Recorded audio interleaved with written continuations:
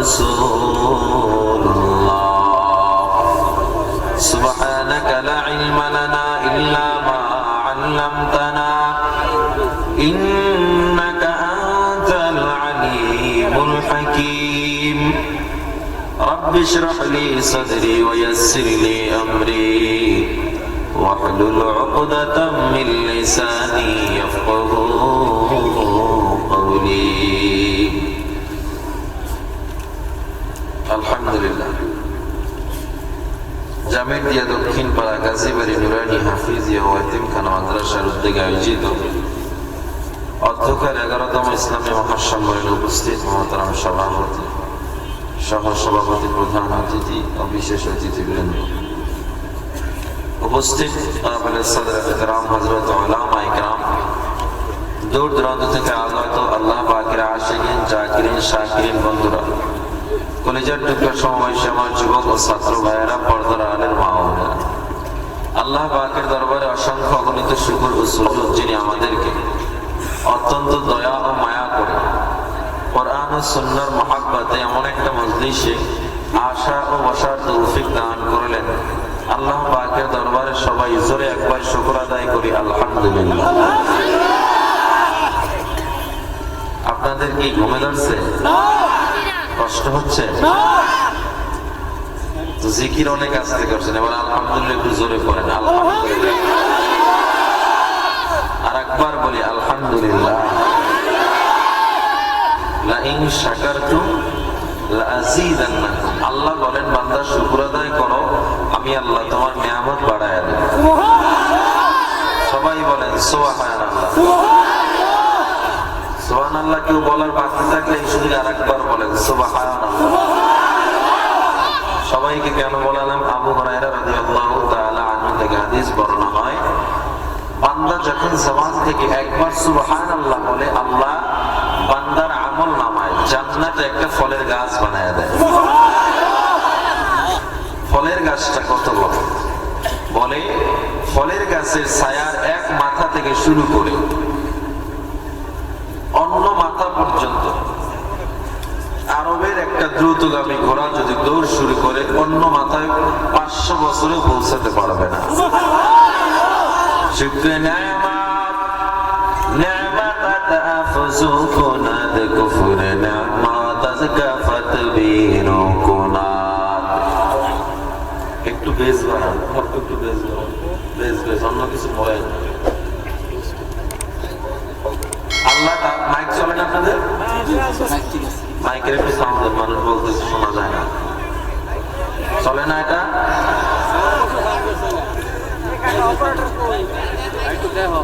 দেন মাইকে সাউন্ড দেন, মাইকে সাউন্ড দেন। এই বক্স আল্লাহ রাখেন না, বক্স এমনে সামনে থাকে, বুঝছেন? এই অপারেটর সাহেব বক্সে হাত দিয়েন না, যেভাবে চলুক কিন্তু মাইকে সাউন্ড দেন। এমন একটা মজলিসে আমরা আসতে পারলাম, পয়গম্বর আরবি সাল্লাল্লাহু আলাইহি ওয়াসাল্লাম সহিহ বুখারীতে বলেন, কোরআন ও সুন্নাহর মজলিস যেখানে হয় আল্লাহ তাআলা ওই মজলিসটাকে সাধারণ মজলিস রাখেন না, জান্নাতের বাগান হিসেবে কবুল করেন। শুধু তাই না, এই মজলিসটাকে আমার আল্লাহ তাআলা চারপাশ নূরের ফিরিস্তা দিয়ে ঘেরাও করে রেখেছেন। এই যে আপনারা প্রতি রন্ধ্রে রন্ধ্রে সুবহানাল্লাহ বলতেছেন, আনাস রাদিয়াল্লাহু তাআলা আনহু থেকে সহিহ মুসলিম শরীফের হাদিস, বান্দা যদি জবান থেকে সুবহানাল্লাহ বলে ফলের গাছ তো পায়, শুধু তাই না আসমান জমিনের মধ্যখানে যত ফাঁকা জায়গা আল্লাহ সওয়াব দিয়ে পরিপূর্ণ করে দেয়।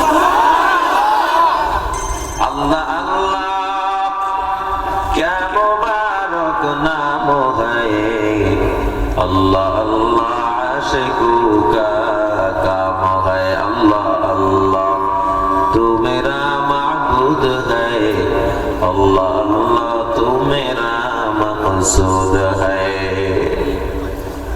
শুকর আদায়ের অনেক দাম বাজান। আমি আমার আলোচনায় ফিরতে চাই। আসলে এতটুকু কথা না বললেই নয়, আমরা ছোট আমলগুলোর দাম দিতে চাই না। সিঁড়ি থেকে উপরে উঠতেছেন, পড়বেন কি আল্লাহু আকবার, আবার নিচে নামতেছেন, পড়বেন কি সুবহানাল্লাহ। বাথরুমে ঢুকতেছেন, দোয়া পড়বেন।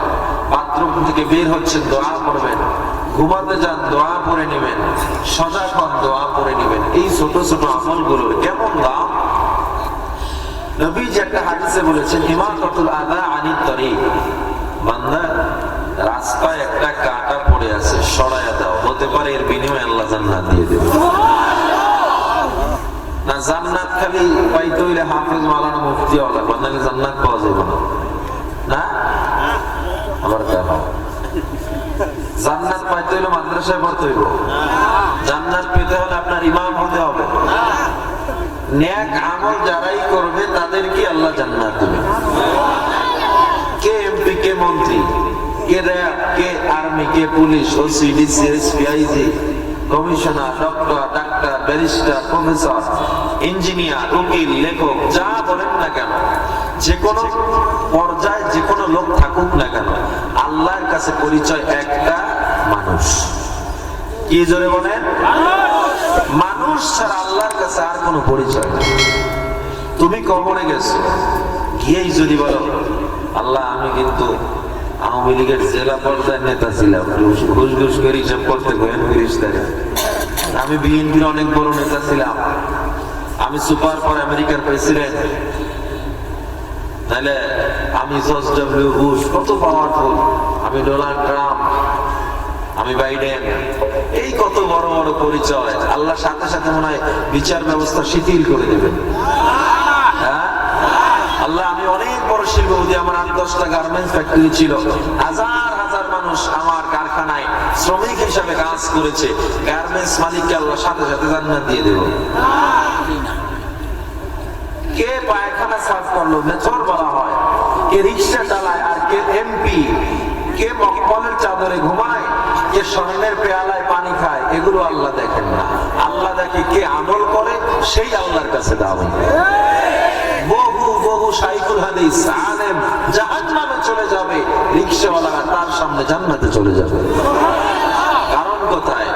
ওই ইলমের কোনো দাম নাই, যে ইলম শিখেও আলেম আমল করে না, কোনো দাম নাই। কিন্তু ওই মেথরেরও দাম আছে, যিনি পায়খানা পরিষ্কার করেও গোসল দেয় নামাজের উদ্দেশ্যে, 5 ওয়াক্ত নামাজ পড়ে, হারাম খায় না, সুদ খায় না, কারো উপরে অন্যায় ভাবে আঘাত করে না, কাউকে অন্যায় ভাবে কারো জমি দখল করে না, ইয়াতিমের মাল ঠগায়া খায় না, এই সমস্ত গরিব আমার নবী সহিহ বুখারীতে বলেন ধনীর 500 বছর আগে জান্নাতে চলে যাবে। আল্লাহ তাআলা বলেন, হে নবী, আমি আপনাকে প্রেরণ করেছি একমাত্র গোটা আলামিনের জন্য রহমত স্বরূপ।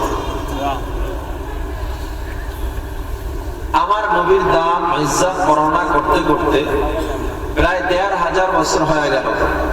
লেখকের কলমের কারি শেষ, সাহিত্যিকের সাহিত্যবিদ্যা শেষ, কত মানুষ চলে গেল, নবীর ইজ্জত সম্মান বর্ণনা করা আজও শেষ হয় না।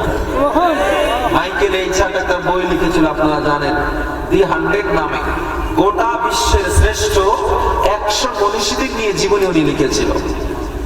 উনি অনেক জীবনী তালাশ করা শুরু করলো।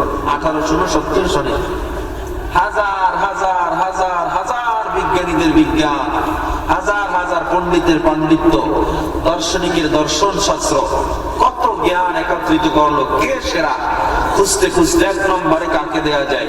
হাজার জীবনীর মধ্যে যখন নবীজির জীবনীটা ওনার চোখের সামনে পড়লো, এই লোকটা আবেগে আপ্লুত হয়ে যায়, আহা, মুসলমানের নবী মুহাম্মদ এতই ভালো ছিল। সুবহানাল্লাহ। পারিবারিক জীবনে, ব্যক্তিগত জীবনে, আন্তর্জাতিক জীবনে, সাংসারিক জীবনে, রাজনৈতিক জীবনে, প্রত্যেকটা জায়গায় যিনি লেটার মার্ক পেয়েছিলেন 100-তে 100, তিনি হলেন আপনার আমার নবী রাসূল আকরাম সাল্লাল্লাহু আলাইহি ওয়াসাল্লাম। সেই নবীর উম্মত আপনারা হয়েছে, সেই নবীর উম্মত, যেই নবীর উম্মত হওয়ার জন্য ঈসা নবী আল্লাহর দরবারে দোয়া করেছে, আল্লাহ আমাকে যদি শেষ নবীর উম্মত বানাইতেন নিজেকে বড় ধন্য মনে করতাম। আম্মাজান আয়েশা থেকে হাদিস বর্ণনা করা হয়, কোন বান্দা যদি আমার নবীর চেহারার দিকে 7 দিনের ক্ষুধা নিয়ে তাকাইতো, 7 দিনের ক্ষুধা নিয়ে তাকানোর সাথে সাথে বান্দার পেটের ক্ষুধা নিবারণ হয়ে যাইত। আমার নবীর এত দাম, এত দাম। নবীজি কেমন দাম, নবীর গায়ের ঘামগুলো শিশি বোতল ভরে ভরে সাহাবায়ে কেরাম রেখে দিত। কোন অনুষ্ঠান যখন আসতো ওই বোতলের মুখটা খুলে দিলে গোটা অনুষ্ঠানটাই মেশক আম্বরের চেয়েও সুবাসিত হয়ে যাইত। সৈয়দুল কাউনাইন খাতমুল মুরসালিন আখির আমদ বুদে ফখরুল আউয়ালিন শুদ ওজুদাশ রহমাতাল লিল আলামিন মসজিদে ও শুদ হামারো এ জমিন। ও মুসলমান ইমানদার আল্লাহর গোলাম, এমন একজন নবীর উম্মত আমরা হইলাম। এই পৃথিবীতে তাকায় দেখবেন ঋগ্বেদ, গীতা, বাইবেল, রামায়ণ রিসার্চ করিয়া মুসলমান তেমন বিধর্মী হয় না, কিন্তু আপনার আমার নবীর জীবনী পড়িয়া কোরআন রিসার্চ করিয়া কোটি কোটি বেঈমান মুসলমান হয়ে গেছে। ঠিক কিনা জোরে কও।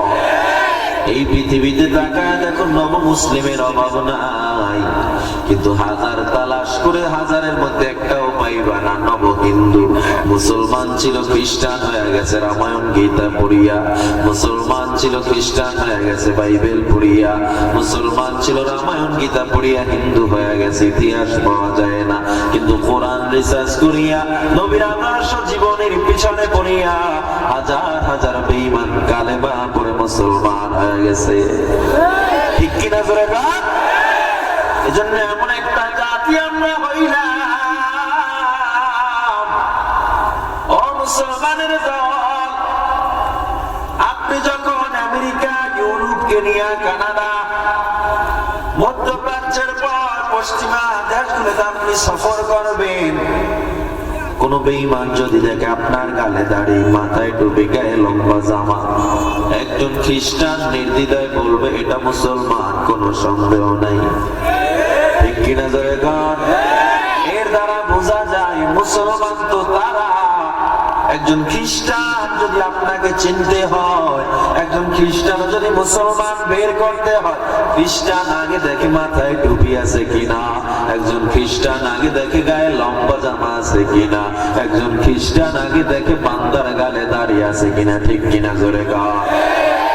এর দ্বারা বোঝা যায় খ্রিস্টানদের মাথায় এটা কাজ করলো, মুসলমান তো তারা যারা তাদের সুপারম্যান নবীর আদর্শ মেনে চলবে। ঠিক কিনা জোরে গান।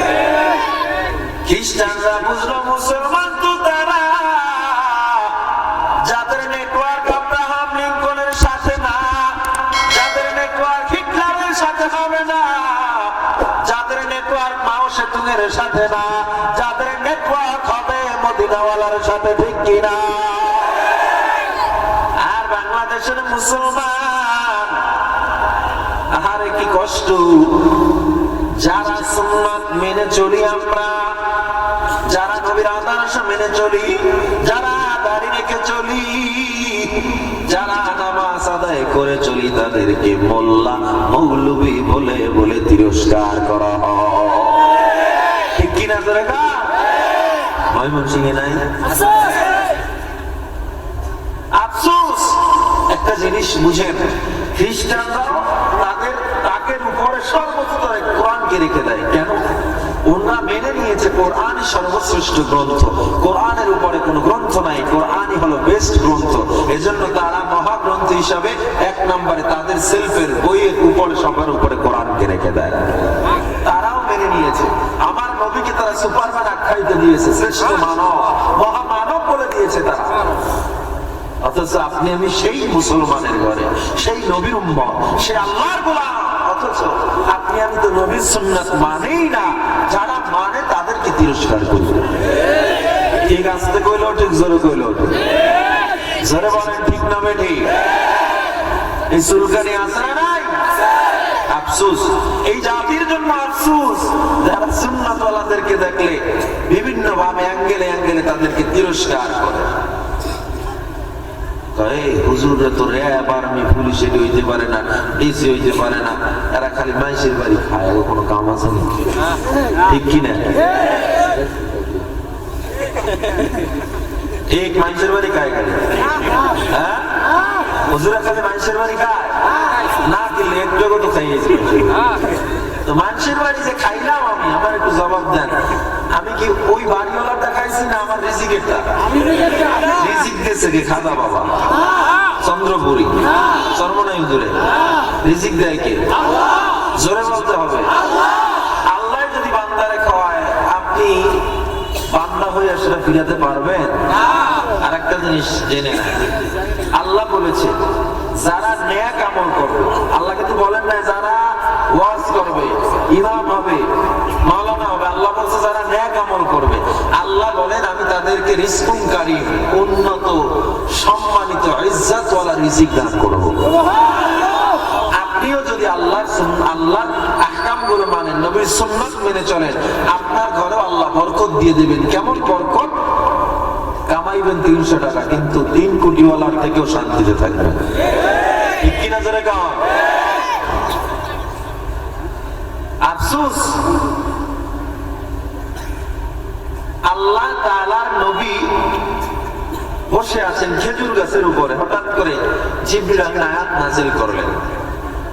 আল্লাহ তাআলা জানায়া দিলেন, কুল ইন কুনতুম তুহিব্বুনাল্লাহ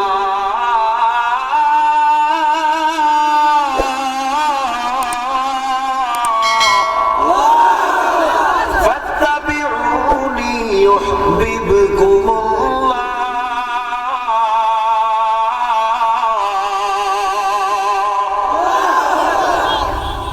আল্লাহ নবীর কাছে আমার আল্লাহ জানায় দেয়, এই নবী গোটা দুনিয়ার মানুষকে জানায় দেন, কেউ যদি আমি আল্লাহকে ভালোবাসতে চায়, সে যেন স্বয়ং আপনার অনুসরণ করে। তার মানে বোঝা যায় আল্লাহকে পেতে হলে নবীকে পাওয়া ছাড়া সম্ভব না। নবীকে কেমনে পাইব? দাড়ি কাইটা নবীরে পাওয়া যায় নাকি? টুপি মাথায় না দিয়া নবীরে পাওয়া যায় নাকি? সুন্নতি পোশাক না পরিয়া নবীরে পাওয়া যায় নাকি? তার মানে বোঝা যায় দাড়িও লাগবে, টুপিও লাগবে, সুন্নতি লেবাসও লাগবে। বান্দা যদি নবীরে পেতে চাই, আল্লাহকে পেতে চাই, এই সুন্নতি মানা ছাড়া নবীরেও যেমন পাওয়া যাবে না, আল্লাহকেও তেমন পাওয়া যাবে না। আল্লাহকে যদি না পাই, জান্নাতও পাওয়া যাবে না। তার মানে বুঝলাম কি, হুজুর হওয়া ছাড়া জান্নাত পাওয়া যাবে না। টুপি দিলেই তো, দাড়ি লাগাইলে তো হুজুর কই এলেন, হুজুর কয় কি কয় না? জোরে কও। তার মানে আমরা যে তিরস্কার করি, বাজার তাকে তিরস্কার করেন। আফসোস, তিরস্কার যদি করারই হয়, জায়েজ থাকতো, আমরা করতাম আপনাকে। আরে মিয়া, তুমি শ্রেষ্ঠ নবীর উম্মত হইছো, সেই নবীরে তুমি মানো না, আফসোস, এইটা আমরা কইতাম। আর আমরা যারা মানি, আমগো মোল্লা মোল্লা কয়ে গাইলে আছে না নাই? চার দোকানে বইয়া বইয়া এক হাতে চা ঢুকাই, যারা কাছে বিড়ি ঢুকিয়ে চা টানতায়, বিড়িতে টানতার হুজুর এই দেশটা রেখেছে। আমার ঠিক হুজুররা দেশ খাইছে, জোরে কম দেশ খাইছে, খাজুররা দোষ করে হুজুর। দেশে দুর্নীতিতে 5 বার চ্যাম্পিয়ন হুজুররা বানাইছে, কথা কয় না? আপনাকে মনে হয় একটু ভয় লাগতেছে কথা বলতে, কথা কন্যা গিলে গেল। হুজুরে দেশ খাইছে, আমরা আছি সমস্যা। কি সমস্যা জানেন? স্বামী আর বউ পিড়ে পিড়ি বাজছে, বউ রাগ কইরা ব্যাগ বইয়ে ঘরতে নামে যায়, স্বামীকে ঘরতে নামলেই তালা। বউ তাড়াতাড়ি ঘরে ঢুকছে, ঘরে ঢুকলেও তালা। বউ সিঁড়ি দিয়ে উপরে উঠতেছে, উপরে উঠলেও তালা। চিন্তা করতেছে কি করবো, নিচে নামাজ আসছে, নিচে নামলেও তালা। আমি কি করবো, কি করলেও তালা। বুঝেন নাই? আমরা আছি কি করলেও তালাকের মধ্যে। স্ত্রী উঠান ঝাড়ু দিতেছে, হঠাৎ তাকে একজন আল্লাহওয়ালা আকাশ দিয়ে উড়ে গেছে। ওনার স্বামী অনেক বড় আল্লাহর ওলি ছিল, কিন্তু স্ত্রী মানে না। স্ত্রী স্বামীকে বলতেছে, তুমি কি এর আল্লাহর ওলি হইছো, কসুর আল্লাহর ওলি হইছো? আমি একজন দেখছি উড়ে গেছে আকাশ দিয়ে। স্বামীকে ওইটাই তো আমি ছিলাম, লিখে দেখছি পাও বাঁকা করে উড়ে কেন।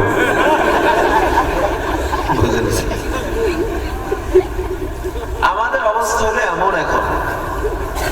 হুজুররা বিজ্ঞান জানে না, সায়েন্স জানে না, আর্টস কমার্স বুঝে না।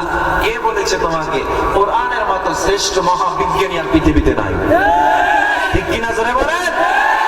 জীব বিজ্ঞান বলেন, পদার্থ বিজ্ঞান বলেন, ব্ল্যাক হোল বিজ্ঞান বলেন, বিগ ব্যাং থিওরি বলেন, মহাকাশ বিজ্ঞান বলেন, কোনটা যাবেন এমন কোন জ্ঞান নাই যা আল্লাহ কোরআনে দেয় না। আপনারা যেই বড় বড় মডেলদের কিতাব পড়েন, বই পড়েন, এরপরে বিজ্ঞান হন, ইঞ্জিনিয়ার হন, ডক্টর হন, ডাক্তার হন, যা করেন তারা গিয়ে দেখেন ওই লেখকরা এই মহাগ্রন্থ রিসার্চ ছাড়া বড় লেখক হতে পারে না। ওই মহাগ্রন্থ আমরা মাদ্রাসায় পড়ি, বুঝছেন? আমরা খালি লাফালাফি করি না আপনাদের মতো, একটু শিখলে রামদান এত বড়, কিন্তু আমরা মহাগ্রন্থ কোরআন পড়েও চুপ আছি। কারণ যেই গাছে ফল বেশি ওই গাছ নত হয় বেশি। কথা কয় না? যেই গাছ ফল বেশি আস্তে আস্তে নত হয়ে যায়। আমাদের মধ্যে আল্লাহ যে হয়তো আমরা এলেমের কোরআনের সব এলেম নিতে পারবো না, যতটুকু নিয়েছি গোটা পৃথিবীর কোন বিজ্ঞান, কোন দার্শনিক, কোন পণ্ডিত আমাদের সামনে বসার মতো সাহস নাই। হুজুররা খালি মাইসের বাড়ি খায় না, আর হুজুররা দেশ খায় না, হুজুররা কোরআন হাদিস নিয়ে রিসার্চ করে। রাষ্ট্র চালাইতে বলেন, এক সপ্তাহ হাতে ক্ষমতা দেন, সোনার বাংলা করে দিব। এক সপ্তাহ দেন, এক সপ্তাহ।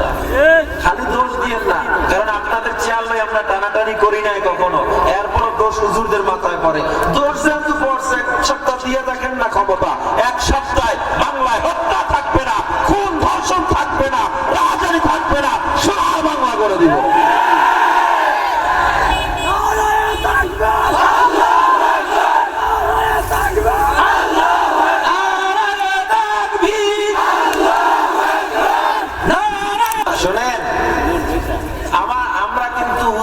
জঙ্গিবাদিতা, উগ্রবাদিতা এগুলো বিশ্বাসী না। আপনি কি মনে করেন আমরা যদি সম্প্রীতি ভালোবাসাওয়ালা লোক না হতাম, 11.5 লক্ষ রোহিঙ্গাদেরকে বাংলায় জায়গা দিতাম না। রাখাইনে মুসলমানদেরকে জবাই করা হয়েছে, সেই চাকমারা আমার মুসলমান ভাইদেরকে জবাই করেছে। প্রতিবাদ নেওয়ার জন্য বাংলাদেশের প্রত্যেকটা রাখাইনকে আমরা জবাই করতে পারতাম, কিন্তু করি নাই। কারণ মুসলমান উগ্রবাদী না, ভালোবাসার মুসলমান। দেখেন না, হিন্দুরা তাদের ধর্ম পালনে প্রশাসনের সহযোগিতা পায়, মুসলিম প্রশাসনের সহযোগিতা পায়, বৌদ্ধরা, খ্রিস্টানরা কোন ইতিহাস নাই মুসলমান কোনদিন তাদের গির্জায় হামলা করেছে, কোনদিন কোন মন্দিরে হামলা করেছে, বৌদ্ধদের কোন মণ্ডপে হামলা করেছে, এমন ইতিহাস নাই। ঠিক কিনা জোরে বল? আমাদের মাথা ব্যথা এক জায়গায়, সেটা হলো নাস্তিক মুরতাদ। ঠিক কিনা? আমরা কিন্তু কখনো কখনো এই ধর্ম নিয়ে বাড়াবাড়ি করি না, কোন ধর্ম নিয়ে। কিন্তু সমস্যা হইল যারা যেই দল করেন, আওয়ামী লীগ, বিএনপি, জাতীয় পার্টি, তাবলীগ, চরমনাই, জামাত, জমিয়াত, হেফাজত, খেলাফত, জাসদ, বাসদ, যা আছেন না কেন, সবার নবী কয়জন? আল্লাহ কয়জন? আল্লাহ কয়জন? ধর্ম কয়টা? এক ইসলাম, এক ধর্ম, এক আল্লাহ, এক নবীর উম্মত আমরা। সুতরাং নাস্তিকদেরকে জানায়া দিতে চাই, তোমরা যদি মনে করে থাকো মুসলমানের মধ্যে অনেক দল, এই জন্য তারা হয়তো ভেদাভেদ হয় ভুলে আছে, নবীর বিরুদ্ধে কথা বললে তোমরা মনে করছো পার পেয়ে যাবে, খবরদার। আমাদের যদিও আলাদা আলাদা দল, আমাদের আলাদা আলাদা পীর, তবে নবীর বেলায় আমরা একমত। মুসলমান নবীর বিরুদ্ধে যদি কথা বলা হয়, আল্লাহ তাওহীদকে নিয়ে যদি কথা বলা হয়, জীবন দিবে, রক্ত দিবে, বেঈমানদের কাছে মাথা নত করবে না।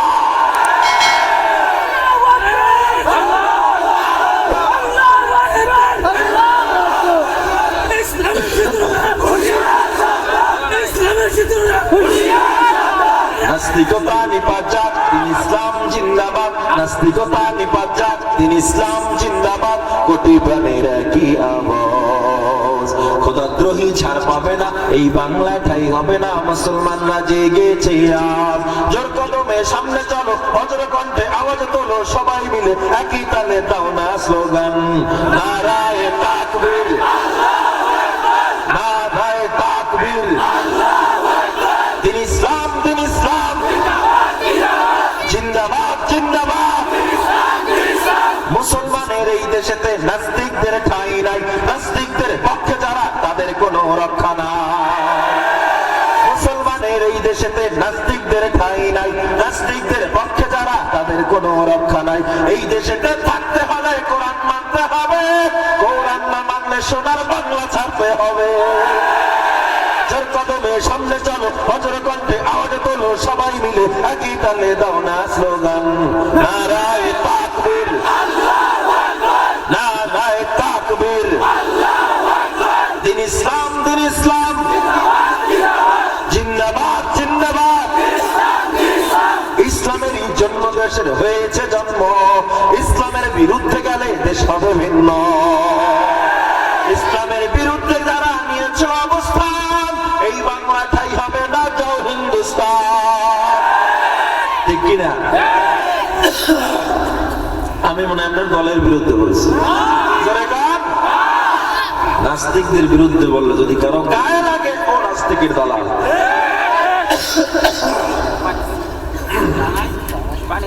না না সালা শোনেন, আমি একটা কথা পরিষ্কার ভাষায় জানিয়ে দিতে চাই, আমরা মুসলমান শান্তিকামী, আমরা উগ্রতা চাই না, আমরা মারামারি চাই না, আমরা দলাদলি চাই না, আমরা শান্তিতে বসবাস করতে চাই। হিন্দুরাও তাদের ধর্ম পালন করবে, খ্রিস্টানরাও তাদের ধর্ম পালন করবে, আমরা কখনো বাধা দেই নাই।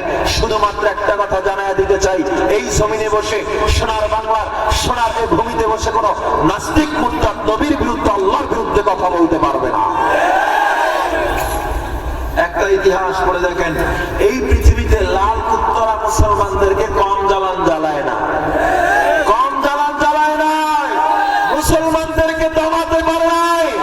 Somalia, Bosnia, Chechnya, Philippine, Arakan, Kashmir, প্রত্যেকটা রাষ্ট্রে মুসলমানকে মারা হয়েছে, মা বোনদেরকে ধর্ষণ করা হয়েছে, আমার ছোট ছোট ভাইদেরকে হত্যা করা হয়েছে।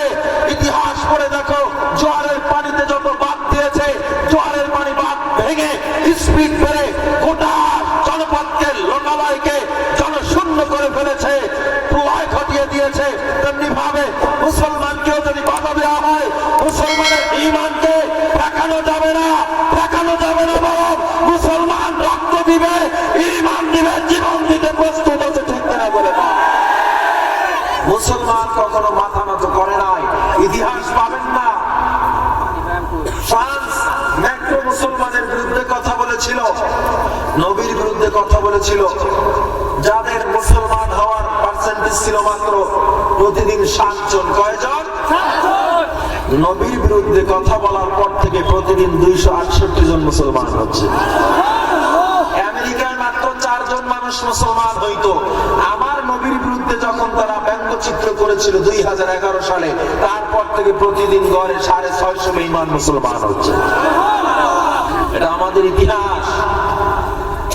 এজন্য আমরা কোন বেলায় আমাদের ঝামেলা নাই, ঝামেলা হলো নবীর বেলায়, ঠিক কিনা জোরে কর।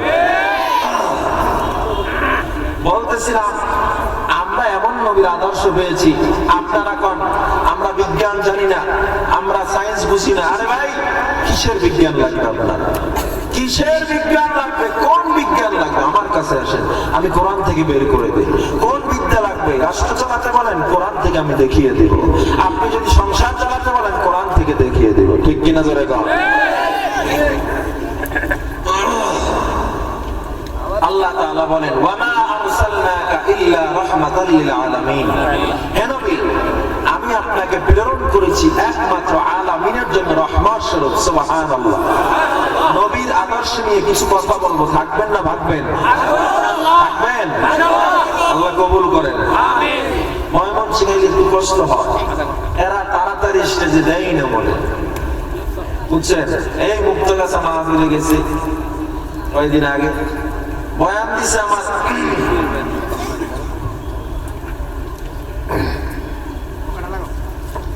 হরমে লেখে আসছে, বয়ান আমার 9:30টায়, বয়ান দিয়েছে 12:15। বুঝেন? আজকেও ছিল 9:30টায়, উঠলাম 10:30টায়, লাইনে আছে মোটামুটি। যাই হোক, কেন বললাম কথাটা, বেশি রাত্র পর্যন্ত মাহফিল করলে ফজরের নামাজ যদি চলে যায়, এই মাহফিল যারা করছে আর আমি ওয়াজ যেটা করছি সবই আল্লাহর দরবারে ধরা খাবো। 1000 বছরের মাহফিল আর এক ওয়াক্ত ফজরের নামাজ এক জায়গায় করলে এক হবে না। এই নামাজ পড়ার জন্যই তো ওয়াজ, নামাজ পড়বেন এজন্যই ওয়াজ, নবীর সুন্নাত মানবেন এজন্যই ওয়াজ। আর ওয়াজের কারণে যদি নামাজ চলে যায়, এই ওয়াজ হবে গজবের জরিয়া, ঠিক কিনা ধরে বলেন? আমরা যতটুকু আলোচনা শুনবো আল্লাহ যেন আমাকে সহ আপনাদের সবাইকে আমল করার তৌফিক দান করেন, বলেন আমিন। আমরা কেমন নবী পাইলাম? আলামিনের ব্যাখ্যা করতে করতে মুফাসসিরিনে কেরাম হয়রান, আমরা পড়তে পড়তে হয়রান। কত লম্বা ব্যাখ্যা দেখেন। মাটির নিচে কেঁচো আছে, চিনেন আপনারা? কে কে চিনেন দেখি কেঁচো? ছোটবেলায় যে বসি লাগে মাছ ধরতেন ওইটা, এইবার চিনছেন ভালো করে।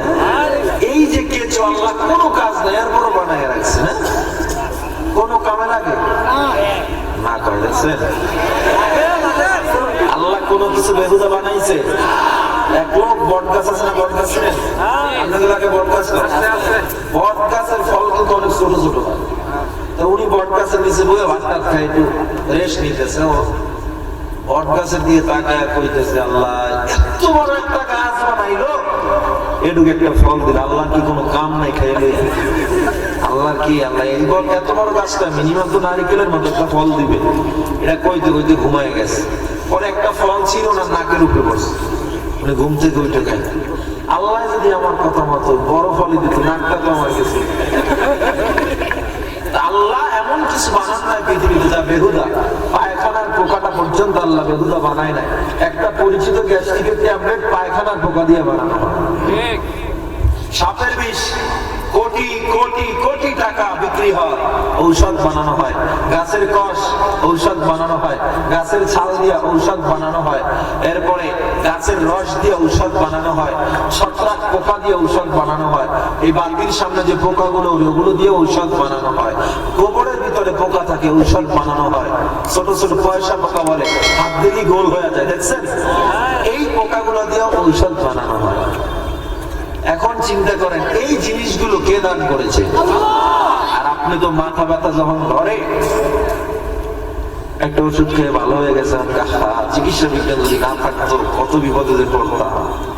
অথচ আমার আল্লাহ দিয়েছেন এগুলো, ঠিক কিনা? আল্লাহ যদি গাছ না দিত, আল্লাহ যদি এই ফল না দিত, আল্লাহ যদি পোকামাকড় না দিত, ঔষধ বানানোর সুযোগ ছিল না। কদু ছিলেন? কদু কদু কদু আবার কয় লাউ, আমি বুঝি কদু, সাদের লাউ না, কদু। কদু বলবেন, কি বলবেন? লাউ শব্দটা এমন একটা জায়গা থেকে আসছে, আবিধানিক ভাবে এটা নোংরা জিনিসের সাথে আসছে, সুতরাং আমরা লাউ শব্দটাকে বাদ দিয়ে কি বলবো? কদু। এই কদু খাইলে পেটের জ্বালা পোড়া কমে যায়। কদু খেলে আপনার পাইলসের সমস্যা কমে যাবে। বুকের জ্বালা পোড়া করে অনেকে, কিন্তু হঠাৎ করে বুক জ্বালা পোড়া করে। অনেকের প্রস্রাবে জ্বালা পোড়া আছে না নাই? বেশি করে কদু তরকারি খাবেন, আল্লাহ এই রোগগুলো সারিয়ে দিবেন। সুবহানাল্লাহ কয় না একে নাকি? কাকরোল আছে না, কাকরোল? কাকরোল খাইবেন আপনি, আপনার কোন ক্যান্সার ডায়রিয়া আল্লাহ শেষ করে দিবেন। গ্যাস্ট্রিকের ব্যথা, অনেক গ্যাস্ট্রিক, চিরতার শরবত খান এক গ্লাস, পুরো বছরও গ্যাস্ট্রিকের বাপও আপনার সাথে আর দেখা করবে না। চিরতা চিনেন? অনেক তিতা লাগে, কিন্তু এক গ্লাস খেয়ে নেন। কোমরে ব্যথা, শিয়ালের তৈল পাওয়া যায়, মালিশ করে আল্লাহ দূর করে দিবে। রাত্রে ঘুমানোর আগে যদি এক গ্লাস পানির ভিতরে এক চিমটি লেবুর রস আর এক চামচ মধু গোলায়া খেয়ে ঘুমায়া যান, সকালবেলা উঠবেন, চিকিৎসা বিজ্ঞান বলে উঠে যখন আপনি প্রস্রাব পায়খানায় যাবেন, শরীর থেকে মিনিমাম 10টা ভাইরাস জাতীয় রোগ বের হয়ে যাবে। চোখের জ্যোতি কমে গেছে, বেশি করে কচু খান। কি খাবেন?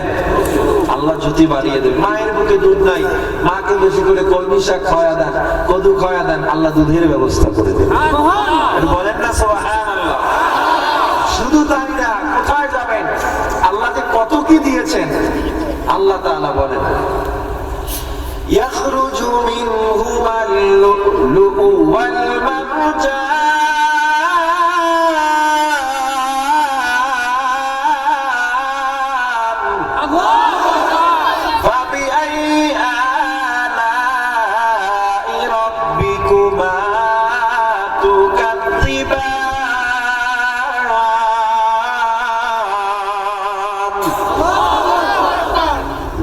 সমুদ্রের নিচে ঝিনুকের মুখে মুক্তা দান করেছে আমার আল্লাহ।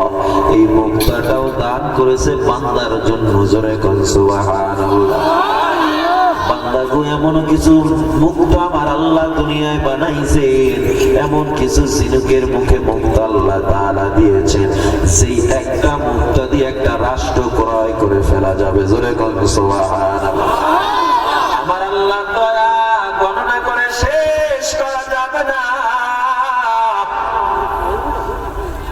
বিজ্ঞান বলে মহাসমুদ্রে মহাসাগরে দৈনিক এত পরিমাণে ঘূর্ণিঝড় তৈরি হয়, এত পরিমাণে ঘূর্ণিঝড় তৈরি হয়, ওর 100 ভাগের 1 ভাগ যদি দুনিয়ার জমিনে আসতো, গোটা দুনিয়ার মানুষ প্লাবিত হয়ে বন্যায় ভেসে মারা যাইত। কিন্তু কেন মহাসাগর থেকে জলস্বাদ ঘূর্ণিঝড়গুলো উপরে স্থলভাগে আসে না? বিজ্ঞান রিসার্চ করে দেখলো, হাজার হাজার ডলফিন মাছ তাদের লেঞ্জা দিয়ে পিটাইয়া সব ঘূর্ণিঝড় দুর্বল করে দেয়। জোরে বলেন সুবহানাল্লাহ। সাগর নদী আর পাহাড় বনে পাখিদের গুনগুন গুঞ্জরণে, সাগর নদী আর পাহাড় বনে পাখিদের গুনগুন গুঞ্জরণে ভেসে আসে ওই সুমধুর গান, চারিদিকে শোনো আল্লাহর জয়গান। আল্লাহ মহান, আল্লাহ মহান, আল্লাহ মহান, আল্লাহ মহান, আল্লাহ মহান, আল্লাহ মহান। কে মহান? জোরে বলেন। শোনো তুমি মন দিয়ে কোকিলের সুর, শুনতে লাগছে দেখো কত না মধুর, মিষ্টি মিষ্টি ওই দোয়েলের গান, রয়েছে তাহাতে কি সুধা ফুরান, কোথা পেল তাহারা এই সুর অম্লান, জবাব পাবে দিল খোদা মহিয়ান।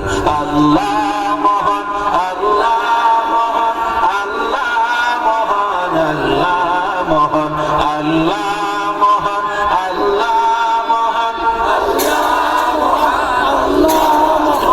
বলো যদি আকাশের চাঁদ তারা, কোথা পেলে স্নিগ্ধ এ জোছনা ধারা, সূর্যকে বলো যদি কোথা পেলে আলো, রাত্রি হলো কেন নিকশ কালো, কোথা পেল মানব এক জীবন বিধান, জবাব একটা সবই আল্লাহর দান। আল্লাহ মহান, আল্লাহ মহান, আল্লাহ মহান, আল্লাহ মহান, আল্লাহ মহান, আল্লাহ মহান, আল্লাহ মহান। কে মহান? জোরে কর। আর জোরে বলেন কে মহান? সবাই জোরে বলেন আল্লাহু আকবার। আর জোরে বলেন আল্লাহু আকবার। আমাদের খাওয়ায় কে? পড়ায় কে? ইজ্জত দেওয়ার মালিক কে? ইজ্জত করার মালিক কে? وتعز من تشاء وتذل من تشاء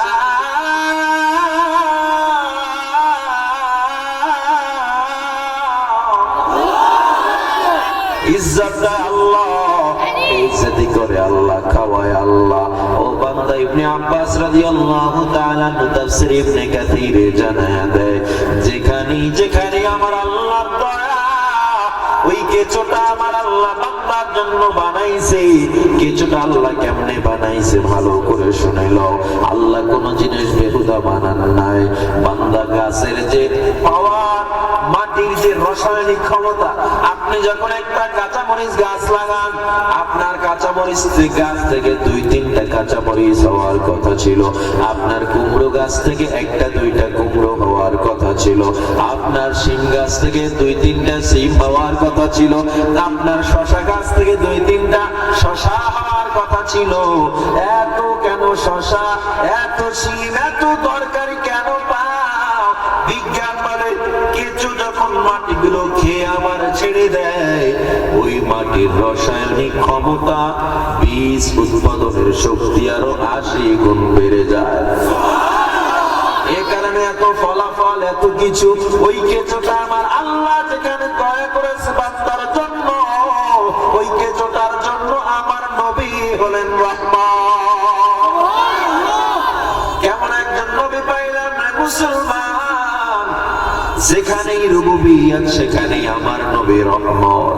ও মুসলমানের দল, আল্লাহর গোলাম, এমন একজন নবীর উম্মত হইলাম, শুধুমাত্র আমার নবীর চেহারার দিকে তাকাইয়া বহু বেঈমান কালেমা পড়ে মুসলমান হয়ে গেছে। এ বান্দা, মদিনার জমিনে একটা সময় আমার নবী এত দাম, এত দাম, এত দাম।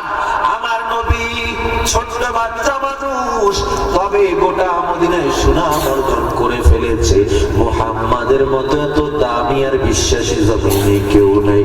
শাম দেশে মানুষ ব্যবসার জন্য যাইতো, নবীর কাছে টাকা পয়সা আমানত রেখে যাইতো। কিন্তু আমার নবী যখন বড় হয়ে গেলেন, একটা পর্যায়ে নবীজির কাছে যখন নবুয়ত এসে পড়লো, যেই মানুষগুলো এতদিন নবীর এত ভালোবাসতো, যেই চাচারা আমার নবীরে ছাড়া কিছুই বুঝতো না, সেই চাচারা আজ আমার নবীর মাথায় উঠে পচা নারী ভুড়ি চাপায়া দেয়। আমার নবীর গলায় গামছা লাগায়া মক্কার অলিতে গলিতে টানাটানি করে নবীকে শ্বাসরুদ্ধ করে মারতে চায়। নবীজি এরপরে একটা বারের জন্য বদদোয়া করে না। কেমন রহমাতুল লিল আলামিন আমরা পাইছি বান্দা। আমার নবী তখনও দোয়া করে, আল্লাহুম্মা হদি কওমি লিআন্নাহুম লা ইয়ালামুন। আমার আল্লাহর নবী তখনও দোয়া করে, আল্লাহ আমার উম্মতকে মাফ করে দেন, ওরা অবুঝ, ওরা বুঝে না। সুবহানাল্লাহ। ও মুসলমান ইমানদার আল্লাহর গোলাম, আমার আল্লাহ তাআলা জানায় দেয়, হে নবী, আপনাকে আমি গোটা আলামিনের জন্য রহমত স্বরূপ প্রেরণ করলাম। কেমন রহমত, কেমন রহমত! ও মুসলমান, জেনে নাও, পশু পাখির জন্য নবী যেমন রহমত, ঘোড়া বকরির জন্য নবী যেমন রহমত, আপনার আমার প্রত্যেকটা পদক্ষেপের জন্য আমার নবী হলেন রহমত। জোরে বলেন সুবহানাল্লাহ। আমরা যেদিকেই কদম ফালাই, আল্লাহর ইশারা ছাড়া যেমন ফালাতে পারি না, আল্লাহর দয়া ছাড়া যেমন কদম ফালাতে পারি না, ইবনে আব্বাস বলেন ওই কদমটার সাথে সাথে আমার নবী রহমত হয়ে যায়। জোরে বলেন না সুবহানাল্লাহ। ও নবীর উম্মত, আফসোস লাগে, ছোট ছোট বাচ্চারা নবীকে যা ভালোবাসে, আপনি আমি তার হাজার ভাগের এক ভাগ বাসতে পারি। এই কয়দিন আগে হাদিসটা পড়েছি, বলবো? কষ্ট হয় না তো? নবীজি যুদ্ধে রওনা দিছে, হঠাৎ করে প্রত্যেক যুদ্ধে একটা নিয়ম ছিল, সাহাবায়ে কেরাম নির্ধারণ করতেন কারা কারা যুদ্ধের সেনা হবে। একজন একজন একজন একজন করে সৈনিক নবী আমার সেট করতেছে। হঠাৎ আমার নবী তাকায়, দেখে লাইনে একটা ছোট বাচ্চা দাঁড়ায় রয়েছে। আমার নবী ডেকে বলে, বাবা তুমি কেন লাইনে দাঁড়াইছো? ছোট বাচ্চা বলে, ও নবী, আমি আপনার সাথে যুদ্ধে যাব, শহীদ হব, এই জন্য লাইনে দাঁড়ায় রয়েছে। আমার নবী বলে, বাবা তোমার নাম কি? বলে, ও নবী আমার নাম রাফি ইবনে খাদিজ। নবীজি আমার বলেন, তোমার বয়স কত? রাফি ইবনে খাদিজ বলে, ও নবী আমার বয়স মাত্র 12 বছর। আমার নবী কয়, বাবা তুমি তরবারি চালাতে পারবা না, ধনুক ধরতে পারবা না, যাও যাও তাড়াতাড়ি বাড়ি চলে যাও। বাচ্চাটা বাড়ি চলে গেল, মা সামনে খানা দিছে, বাচ্চার খানা মুখে লাগায় না, মনটা খারাপ। মা বারবার ডেকে মানে, বাবা কেন খানা খাও না, কি সমস্যা বল? বাচ্চাটা চোখের পানি ছেড়ে কাঁদে আর বলে, মা নবী আমায় যুদ্ধে নেয় না, আমার বড় খারাপ লাগতেছে। কেন তুমি যুদ্ধে যাবে কেন? বাচ্চা বলে, মা আমি বড় হয়ে গুনাহগার হয়ে যাওয়ার সম্ভাবনা আছে, জন্য ছোটবেলায় আমি শাহাদাত বরণ করতে চাই। সুবহানাল্লাহ, সুবহানাল্লাহ। মা তখন চোখের পানি ছেড়ে কাঁদে আর ডেকে বলে, রাফি শুনিয়া নাও, তুই যদি আমার নবীর সাথে যুদ্ধে যাওয়ার পর তুই যদি যদি শহীদ হয়ে যাইতি, আমি মা হয়তো বিয়োগ ব্যথায় কিছুদিন কান্না করতাম, তবে আল্লাহর দরবারে দাঁড়ায় বলতাম, আল্লাহ আমি জীবনে কিছুই করতে পারি না, তবে রাফির মতো একজন সন্তানের মা হয়েছি। আল্লাহু আকবার বলেন, আল্লাহু আকবার। বেশি দিন আর দেরি করতে হয় না, হঠাৎ করে উহুদের যুদ্ধের ডাক এসে যায়। আজ রাফি লাইনে দাঁড়াইছে, তবে মনে বড় ভয়, না জানি নবী আবার তাকে ছেড়ে যায়। রাফি ইবনে খাদিজা আবু লুবাবা সাহাবীর পাশে দাঁড়ায়া দাঁড়ায়া কান্না করতেছে। আবু লুবাবা রাদিয়াল্লাহু তাআলা আনহুর কোন আঙ্গুলটা ধরে নাড়া দিতেছে। ভাই আমার, আবু লুবাবা নিচের দিকে তাকায় দেখে ছোট বাচ্চাটা। আবু লুবাবা বলে, কি হয়েছে বাবা বলো।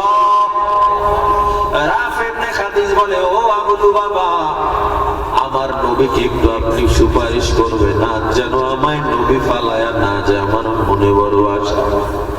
আবু লুবাবা বলে, ও রাফি, আমার সাহস হয় না, নবী যদি তোমায় প্রয়োজন মনে করে নবী তোমায় নিয়ে যাবে, তুমি দাঁড়ায়া থাকো, টেনশন করবা না।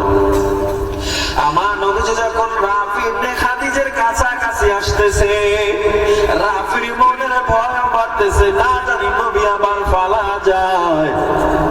একজন একজন করে সাহাবায়ে কেরাম নবী আমার নির্ধারণ করতেছে। রাফি ইবনে খাদিজের কাছাকাছি আমার নবী যখন এসে যায়, রাফি ইবনে খাদিজ লাফ দিয়া নবীর হাঁটু দুইটা গলায়া চোখে পানি ছেড়ে হাউমাউ করে কান্দে আর ডেকে বলে, পয়গম্বর, আমার মায়ের থেকে বিদায় নিয়ে আসছি, আমাকে ফেলায়া যাবেন না। আমার নবী রাফির চেহারার দিকে তাকা দেখে, ওর চোখের পানি আবেগের পানি না, ইমানের পাওয়ারের পানি। আল্লাহু আকবার বলেন, আল্লাহু আকবার। ওর চোখের পানি ইমানের পাওয়ারের পানি। এই জন্য নবী আমার রাফিকে কোলে তুলে একটা ঘোড়ার পিঠে বসায়া দিয়েছে। ও রাফি, আজ থেকে তুই আমাদের যুদ্ধের সৈনিক। জোরে কোন সুবহানাল্লাহ।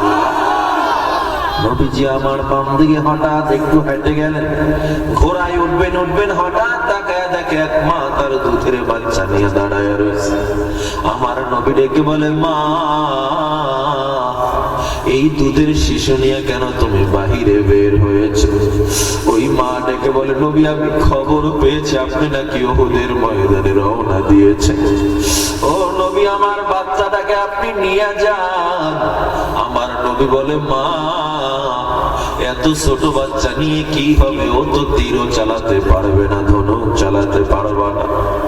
মা ডেকে বলে, পয়গম্বর, আমিও ভালো করে জানি আমার বাচ্চা কিছু করতে পারবে না, তবে আপনার গায়ে যখন বেঈমানরা তীর মারবে, আমার বাচ্চাটা দিয়ে আপনি তীরগুলো ফিরাবেন। আল্লাহু আকবার বলেন, আল্লাহু আকবার। ও নবী, আমার বাচ্চাটা আপনি তীরের সামনে ধরবেন, যাতে আপনার গায়ে তীর না লাগে। আল্লাহর কুদরতি অন্তরে জোশ মেরে দেয়। আল্লাহ ডাক দেয়া কয়, জিবরিল জলদি যা, আমার নবীকে জানায়া দে, আমি এই মাকে কিয়ামতের দিন শহীদের মায়ের মর্যাদা দিয়া দিব। নবীজি আমার যুদ্ধে রওনা দেয়, সাথে রাফি ইবনে খাদিজ। সাহাবায়ে কেরামরা নিজেরা বলাবলি করতেছে, হায় হায়, নবীজি এত ছোট বাচ্চা 12 বছরের রাফি ইবনে খাদিজকে নিল, ও কেমনে এত বড় বড় বেঈমান কাফিরের সামনে তরবারি নিয়ে দাঁড়াবে? কারণ তরবারির যে সাইজ ছিল, তরবারির সাইজের চেয়েও রাফি ছোট ছিল। কিন্তু আমার নবী যুদ্ধে যাওয়ার আগে পুরা কাফেলাকে থামাইয়া, আমার নবী তো ভালো করে জানে কার ইমানের পাওয়ার কেমন। আমার নবী রাফির হাতে একটা তরবারি দিয়ে দিল, নে বাবা নে। সাহাবায়ে কেরাম আমার অবাক, যেই রাফি নিজে তরবারি কিছুই বুঝে না, ও কেমনে তরবারি চালাবে, সেই সাহাবীরা আবার হাদিস বর্ণনা করে দেয়, রাফি ইবনে খাদিজ যুদ্ধে নামার পর বেঈমানদের সামনে তরবারিটা ছড়ির মতো ঘুরতেছিল, মনে হয়েছিল ওর তরবারিতে আগুন লেগে গেছে। জোরে কোন সুবহানাল্লাহ। পাখির মতো উড়ে উড়ে বেঈমানদেরকে হত্যা করতেছে, বেঈমানরা পাগলের মতো হয়ে গেল, কাফেররা বেদিশা হয়ে গেল। হায় হায়, এত ছোট একটা বাচ্চার এত পাওয়ার, এত পাওয়ার, সব বেঈমানরা ছন্ন ছাড়া হয়ে যায়।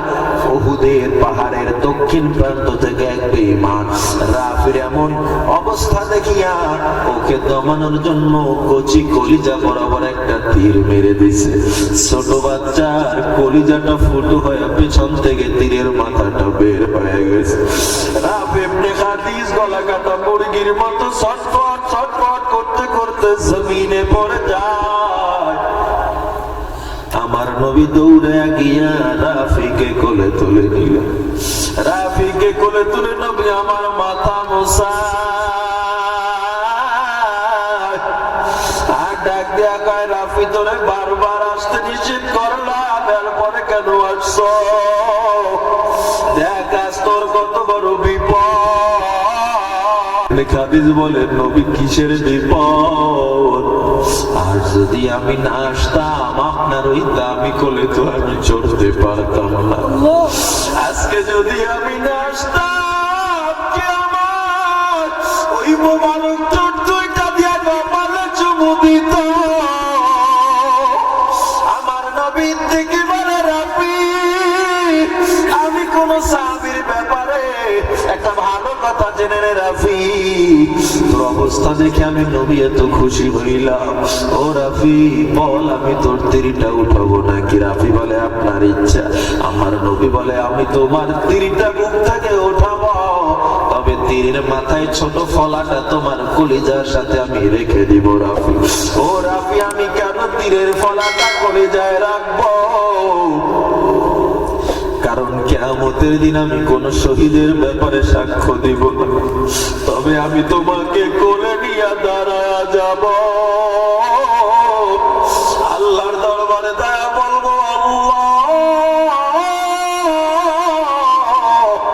এই রাফি একজন শহীদ, ওকে তাড়াতাড়ি জান্নাতের মেহমান বানায় দাও। আল্লাহু আকবার বলেন। আল্লাহ, ও মুসলমানের দল, আল্লাহর গোলাম, কেমন নবীর ভালোবাসা আপনি আমি গ্রহণ করলাম। ছোট ছোট বাচ্চারা নবীকে কত ভালোবাসে, আপনার আমার ভালোবাসা কোথায়? ও মুসলমান ইমানদার আল্লাহর গোলাম, নবীজি উহুদের ময়দানে যাওয়ার আগে আগে সাদ রাদিয়াল্লাহু তাআলা নবীর কাছে এসে দাঁড়াইছে আর নবীকে ডেকে বলে, পয়গম্বর আমি মনে হয় জান্নাত পাবো না। নবীকে একটা কথা বললাম, কেন জান্নাত পাবে না? সাদ রাদিয়াল্লাহু তাআলা ডেকে বলে, পয়গম্বর আমি এত কালো মানুষ, আমাকে কেউ ইমানদারি মনে করে না, মনে হয় আমি জান্নাতি পাবো না। এমনকি মদিনার কোন কালো মেয়েরা পর্যন্ত আমায় ভালোবাসে না, বিবাহ করতে চায় না। আমার নবী কেমন অভিভাবক? আমার নবী বলে, ও সাদ, আমি নবী বললাম মদিনার সর্বশ্রেষ্ঠ সুন্দরী তোমার বউ হবে। সুবহানাল্লাহ। তাৎক্ষণিক নবী ডেকে বলে, তুমি ইবনুল ওয়াহাবকে চিনো? সাদ কয়, নবী মদিনার নেতা, প্রভাবশালী নেতা। বলে, হ্যাঁ। তুমি ইবনুল ওয়াহাবের মেয়ে আছে, গোটা মদিনায় সর্বশ্রেষ্ঠ সুন্দরী নামে তিনি পরিচিত, তুমি ওই মেয়ের ব্যাপারে গিয়ে প্রস্তাব দাও। সাদ থমকে গেছে। যেখানে কালো কুৎসিত মেয়েরা আমাকে পছন্দ করে না, সেখানে শ্রেষ্ঠ সুন্দরীকে আমি প্রস্তাব দিব, তাও আবার মদিনার প্রভাবশালী নেতার মেয়ে। একটু দাঁড়াইছিল, নবী আমার চোখ দিয়ে তাকাইছেন, ভয়টা চলে গেছে, দাঁড়ানো যাবে না।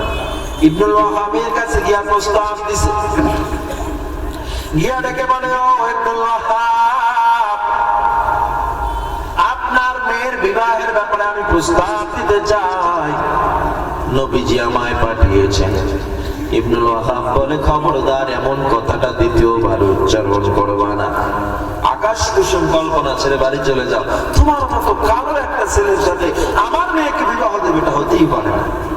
ইবনুল ওয়াহাব মনটা খারাপ করে যখন রওনা দেয়, জানালা দিয়া সব কথা মেয়েরা শুনে ফেলেছিল। মেয়েটা ডাক দিয়া কয়, সাদ দাঁড়াও দাঁড়াও। সাদ রাদিয়াল্লাহু তাআলা আনহু দাঁড়ায় গেলেন। মেয়েটা দৌড়ে গিয়া সাদকে ডেকে বলে, ও বাবা গো, সাদের কাছে আরেকবার প্রশ্ন করো, তাকে কে পাঠাইছে? সাদ বলে, আমাকে নবী পাঠিয়েছে। সাদ রাদিয়াল্লাহু তাআলা আনহুর কথাটা শুনিয়া মেয়ে ডেকে বলে, বাবা, যেখানে নবী পাঠাইছে সেখানে না করার মতো ক্ষমতা আমার নাই। সুবহানাল্লাহ। ও বাবা, এটা সম্ভব না। ও সাদ, তুমি নবীরে জানায় দাও আমি তোমার সাথে নবীর প্রস্তাবে বিবাহের জন্য রাজি আছি। নবীজি 200 দিরহাম করে 200 দিরহাম মহারণা দিয়ে বিবাহ দিলেন। বাকি 200 দিরহাম সাদের হাতে দিলেন। বুঝেন ঘটনা, শুনেন, উপদেশ নেন, শুধু কান শুন করবেন না, বুঝে শুনেন। পরে 200 দিরহাম দিয়ে পয়নামা কিনবে। পয়নামা কিনে না আমাদের বিবাহে নতুন বউয়ের কাছে যাওয়ার সময় উপহার কিনে না পয়নামা, চিনেন না আপনারা? কি বলে আপনাদের এলাকায়? পয়নামাই বলে। আরে ব্রিফকেস, বড় ব্রিফকেস ভইরা লাগেজ ভইরা যে নেয়, ওটার কি কোন বিয়ের সময়? বিয়ের বাজার। বিয়ের বাজার তো গরু। এই পয়নামা অনেক কিছু নিয়ে সাদ বিবির কাছে যাবে। সাদ রাদিয়াল্লাহু তাআলা আনহু বাজারে কেনাকাটা করা শুরু করে দেয়।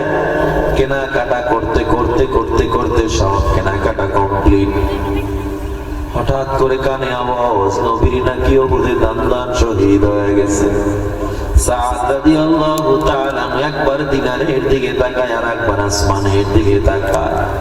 আমার নবীর দান্দান শহীদ হইছে, আমি সাদ কেমনে বিবির কাছে যাব? এটা তো হয় না। জোরে কান আল্লাহু আকবার। সাদ রাদিয়াল্লাহু তাআলা আনহু 200 দিরহাম দিয়ে একটা তরবারি কিনলেন, একটা ঘোড়া কিনলো। ঘোড়াটায় চড়িয়া দোকানদারকে ডেকে বলে, দোকানদার ভাই, আমাকে মাফ করে দাও, তোমার বাজার আমি নিতে পারলাম না। আমার নবীর নাকি দান্দান উহুদে শহীদ হয়ে গেছে। আমার নবী নাকি দাঁত ভেঙে পড়ে গেছে, আমি কেমনে থাকবো আমায় বলে দাও। নবীজি রাগ করবে, এই জন্য মুখে একটা কালো কাপড় বেঁধে নিয়েছে সাদ রাদিয়াল্লাহু তাআলা আনহু। যুদ্ধের ময়দানে নেমে বীর দর্পে দুর্দান্ত গতিতে যুদ্ধ শুরু করে দেয়। গোটা সাহাবায়ে কেরাম না তাকা দেখিতে এত ঈমানের পাওয়ার কার, কার এত ঈমানের পাওয়ার? মুসলমানদের পক্ষে এত যুদ্ধ করতেছে কে এমন ব্যক্তি? কেউ চিনে না? হযরত আলী ডেকে বলে, চোখ দুইটা বড় পরিচিত পরিচিত মনে হয়, কে জানো? সাদ রাদিয়াল্লাহু তাআলা যুদ্ধ করতেছে। এক পর্যায়ে বেঈমানদের একটা তীর সাদের পিঠ বরাবর ঢুকে কলিজা ছেঁড়া হয়ে বের হয়ে গেছে। সাদ ঘোড়া থেকে গড়াগড়ি খেতে খেতে পড়তে পড়তে চেহারার কালো কাপড়টা যখন সরে গেছে, আমার নবীর নুরানি চেহারাটা সাদের চেহারার উপরে পড়ে যায়। আমার নবী নিজের তরবারি ফালায়া দৌড়ে গিয়া সাদকে কোলে তুলে নিছে। সাদকে কোলে তুলে মাথা মুছা ডাক দিয়া কয়, সাদ, তোমাকে আমি নতুন বিবির কাছে রেখে আসছিলাম, তুমি আজ এখানে কেন আসছো? দেখো কত বড় বিপদ। সাদ রাদিয়াল্লাহু তাআলা আনহু কথা বলে না, কথা বলে না। আমার নবীর সাদের দিকে তাকায় এমন কান্না করতেছিল। তাফসীরে মুহাদ্দিসিনে কেরাম হাদিসে বর্ণনা করে দেয়, নবীর একটা দাড়ি থেকে আর একটা দাড়ি আলাদা করা সম্ভব হচ্ছিল না। এত চোখের পানি পড়তেছে নবীর আমার। হঠাৎ করে নবী হাসা শুরু করছে, হাসতে হাসতে আবার চেহারাটা ঘুরে গেছে। আবুল বাবা প্রশ্ন করে, পয়গম্বর আপনি এতক্ষণ কান্না করলেন, আবার কেন হাসলেন, আমার চেহারাটা ঘুরে নিলেন? আমার নবী ডেকে বলে, ও আবুল বাবা, সেই সাদ আল্লাহর জন্য জীবন দিল, নবীর জন্য জীবন দিল।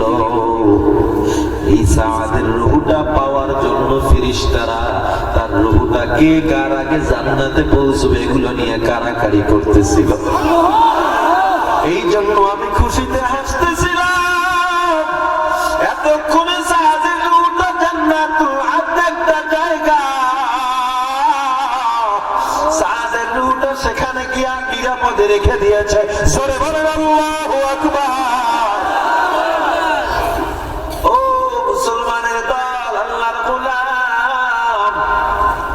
ভালো করে শুনে নেন, বুঝে নেন, কেমন নবীর উম্মত হইলাম, কেমন আশিক হইলাম।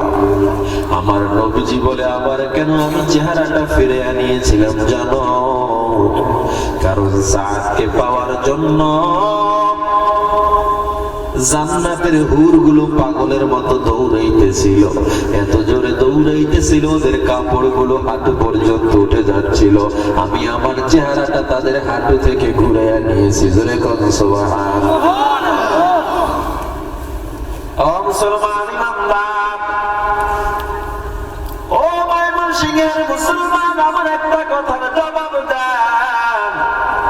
আমার নবী এত যুদ্ধ বিগ্রহ করলো, এত রক্ত ছড়াইলো, এত কষ্ট করলো, আমার নবী যদি আল্লাহকে বলতো, আল্লাহ আমি এত কষ্ট করতে পারবো না, আমায় টাকা দেন, ধন দৌলত দেন, আমার আল্লাহ দিত কি দিত না? জোরে জবাব দিতে হবে। আমার নবী কেন চায় না? হযরতে আনাস রাদিয়াল্লাহু তাআলা বর্ণনা করে দেয়, নবী আমার কষ্ট করে দিনের দাওয়াত দিয়ে বুঝায় গেছেন, রে উম্মত আমি যত কষ্ট করেছি, ও বান্দা খবরদার, এত কষ্ট করেছি আর মধ্যেও নামাজ ছাড়ি নাই, তোমরা নামাজ ছাড়বা না। এত কষ্ট করেছি, সুদ খাই না, তোমরা খাইবা না। এত না খেয়ে থেকেছি, আর সুদে টাকা লাগাই না।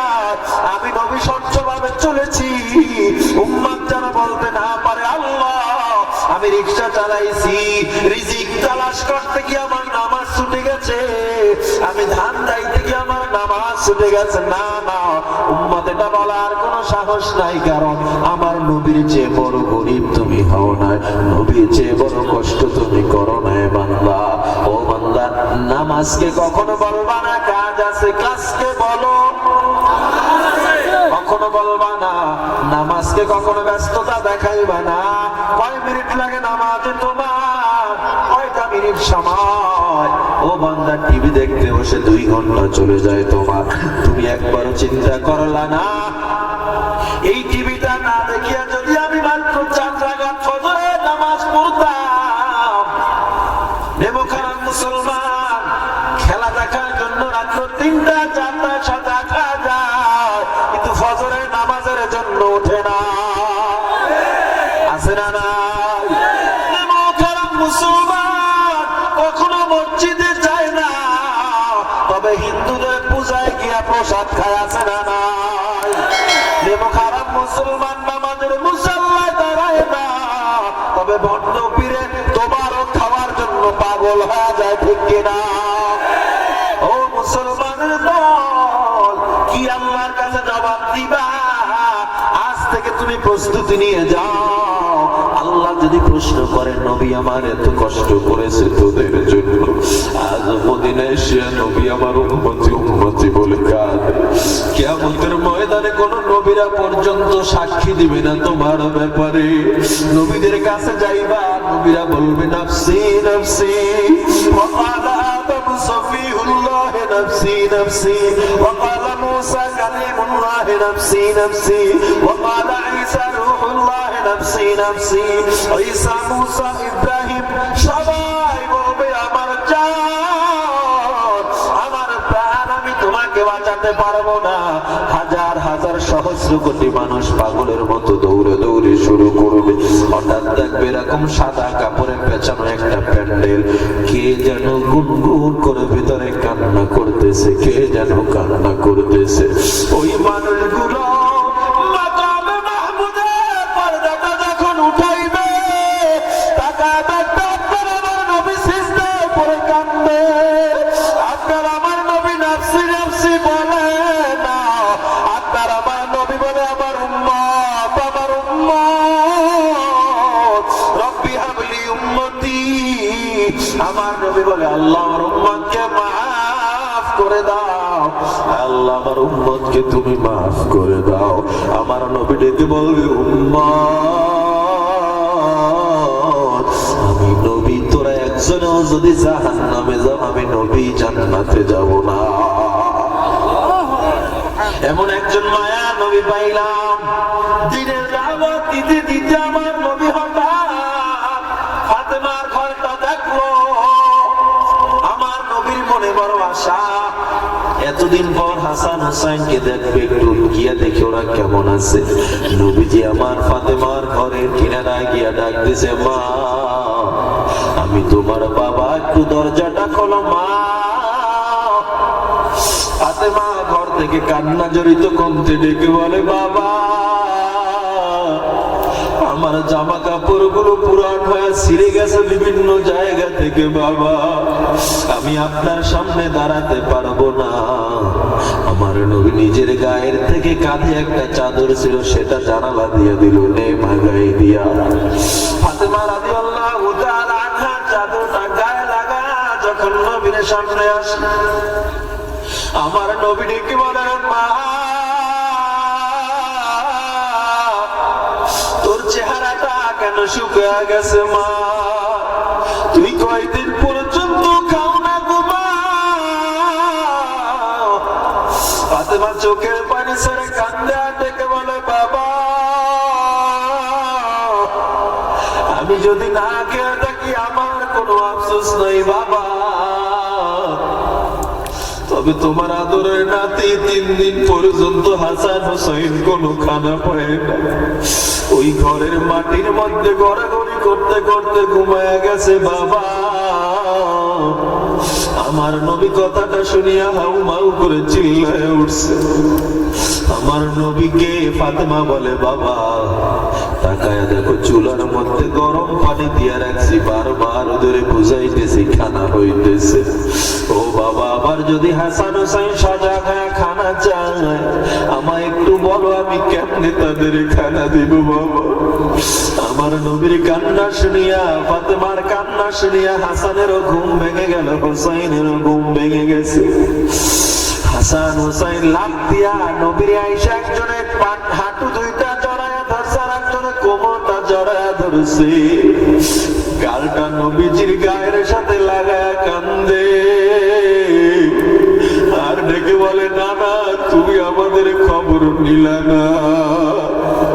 ও নানা আজকে একটা বিচার যদি না করে যাও নানা,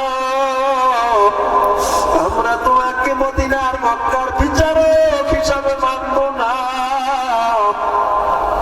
আমার নবী বলে, কি বিচার দিবি দে, বল কি হয়েছে হাসান হুসাইন বল। হাসান হুসাইন নবীর থেকে একটু আলাদা হইয়া পেটের থেকে গেঞ্জিটা সরাইয়া কয়, নানা গো টাকা দেখো ক্ষুধার যন্ত্রণা পেটটা পিঠের সাথে লাইগা গেছে নানা। আল্লাহু আকবার বলেন, আল্লাহু আকবার। ও নানা তোমার মেয়ে 3 দিন পর্যন্ত খানা দেয় না গো নানা, আজ যদি বিচার করে না যান তোমায় আমরা মানবো না। আমার নবী আরো জোরে কান্না শুরু করে দিছে। আমার নবী বারবার মুসার ভয়, আল্লাহ রিজিক দিলে অনেক রিজিক পাবি, টেনশন করিস না। হাসান হুসাইন ছোট মানুষ, ক্ষুধার যন্ত্রণা সইতে পারে না, কান্না থামে না। আমার নবী এক পর্যায়ে ডেকে বলে, তোরা আমার কাছে বিচার চাও, তোরা তো একবারও তোর নানার খবরটা নিলি না। আমার নবী পেটের থেকে চাদরটা সরাইয়া 7 দিন পর্যন্ত খাই না, তোরা 3 দিন পর্যন্ত খাও না, আমি 7 দিন পর্যন্ত খাই না। আল্লাহু আকবার বলেন, আল্লাহু আকবার। দেখ আমার পেটে 7টা পাথর পেটে বেঁধে আমি দিনের দাওয়াত দেই। হাসান হোসেন চোখের পানি মুছে আর বলে, না না আমাদের পেটে কোনো ক্ষুধা নেই, এত কষ্ট করে দিনের দাওয়াত দিছো না না, ওই পাহাড় পর্বত মরুভূমি কত রৌদ্র কত তাপ, এত কিছু পড়াইয়া তুমি আসছো আর আমরা তো ঘরের মধ্যে ছিলাম না না। আল্লাহ তাআলার এই কান্নাগুলো দেখে আল্লাহর আরশটা থরথর করে কাঁপা শুরু করে দেয়। জিবরিল আমিন ডেকে বলে, আল্লাহ নবী পরিবারের কান্না থামাও, আমি কিন্তু আরবের পাহাড় দিয়া গোটা আরবটাকে ধ্বংস করে দিব। আল্লাহু আকবার বলেন, আল্লাহু আকবার। ওই নবী পরিবারের কান্না সহ্য হয় না। আব্দুল ইবনে আব্বাস রাদিয়াল্লাহু তাআলা আনহু বলেন, নবী পরিবারের কান্না সেদিন গর্তের পিজলিকে পর্যন্ত কান্না করেছিল। আমার নবীর ঘরে খানা নাই, উটের বাচ্চা তার মায়ের স্তনে মুখ লাগায় না, উটের বাচ্চা কাঁদে আর কয়, মা আমার নবী খায় না, আমি কেমনে মুখে খানা দিব। গাভীর বাচ্চা খানা মুখে দেয় না।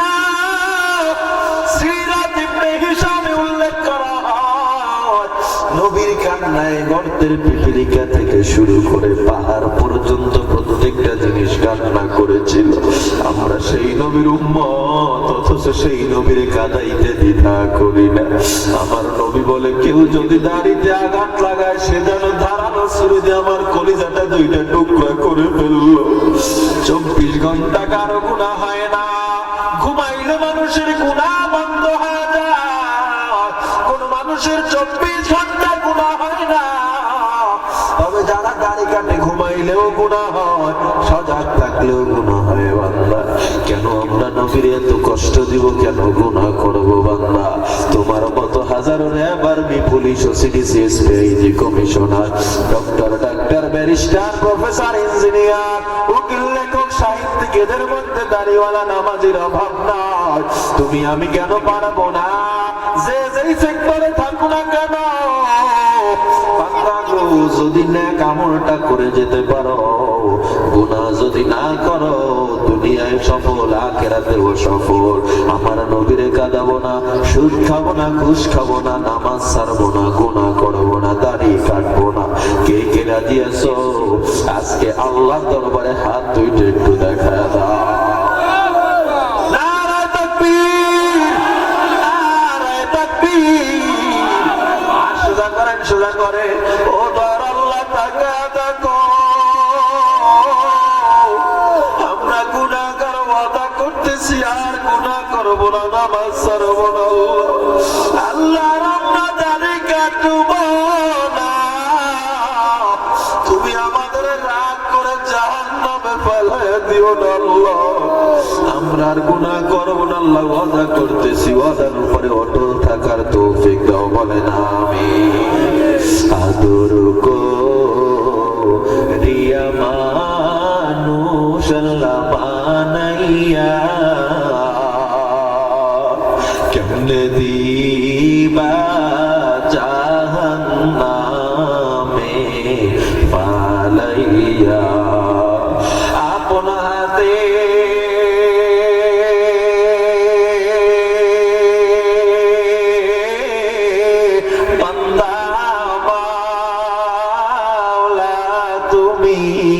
বানায়া,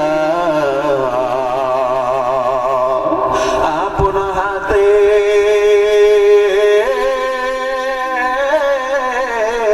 বান্দা মাওলা তুমি বানায়া,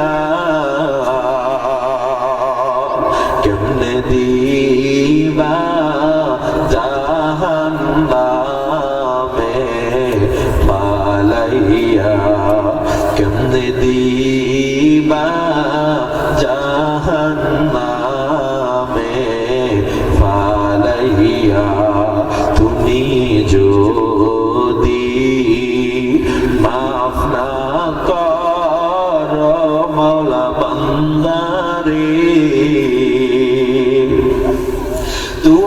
যদি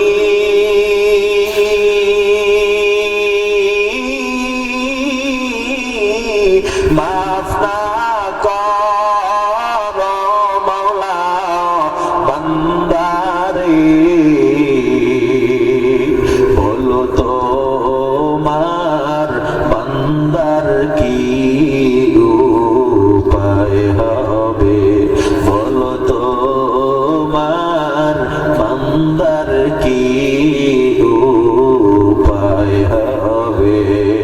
ও মুসলমান ইমানদার আল্লাহর গোলাম, ও ময়মনসিংহের মুসলমান, এই দুনিয়াটা কিছুই না রে যুবক।